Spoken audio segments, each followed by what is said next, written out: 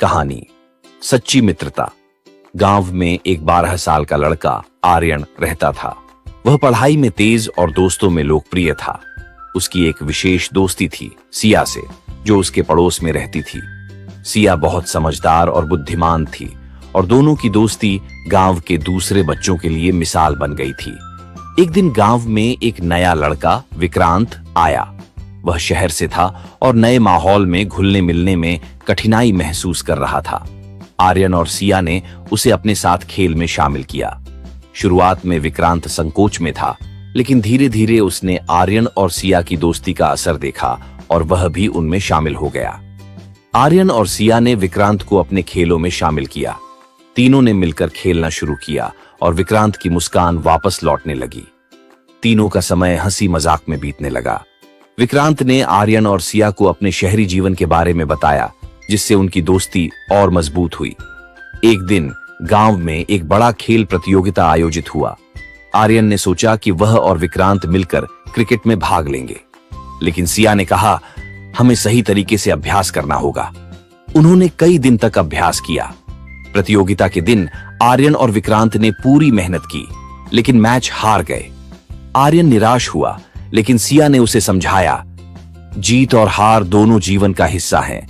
महत्वपूर्ण है कि हमने साथ में खेला और कोशिश की।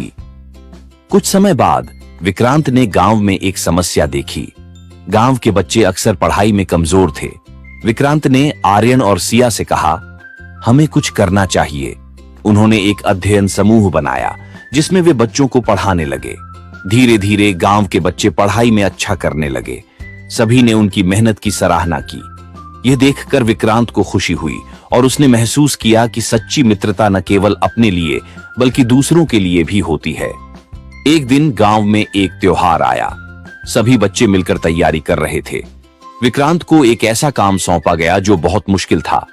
उसे एक नृत्य प्रदर्शन का नेतृत्व करना था, लेकिन कुछ दिन पहले विक्रांत बीमार पड़ गया। आर्यन और सिया ने विक्रांत का ख्याल रखा। वे न केवल उसकी मदद करते रहे, बल्कि उन्होंने नृत्य की भी पूरी तैयारी की। जब त्योहार का दिन आया, विक्रांत ने अपनी बीमारी के बावजूद प्रदर्शन में हिस्सा लिया। उन्होंने तीनों ने मिलकर शानदार प्रदर्शन किया और सबने उनकी सराहना की। इस अनुभव ने विक्रांत को सिखाया कि सच्ची मित्रता में एक दूसरे का सहारा देना कितना महत्वपूर्ण है। आर्यन और सिया ने उसे प्रेरित किया कि कठिनाइयों का सामना कैसे करना है। जैसे जैसे समय बीतता गया, आर्यन, सिया और विक्रांत ने मिलकर कई नई गतिविधियों की योजना बनाई। उन्होंने खेलों में भाग लिया, नाटक किए और समाज सेवा की। उनकी मित्रता और मजबूत हो गई थी।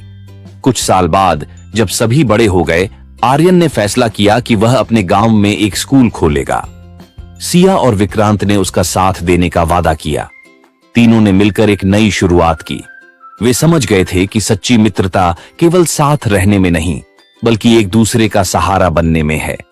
उन्होंने गांव के बच्चों के भविष्य के लिए एक मिसाल स्थापित की। इस कहानी से यह सीखने को मिलता है कि सच्ची मित्रता का मतलब केवल मजे करना नहीं है, बल्कि मुश्किल समय में एक दूसरे का साथ देना है। मित्रता में सहानुभूति, समझ और एक दूसरे की मदद की भावना होती है, जो जीवन को और भी खूबसूरत बनाती है।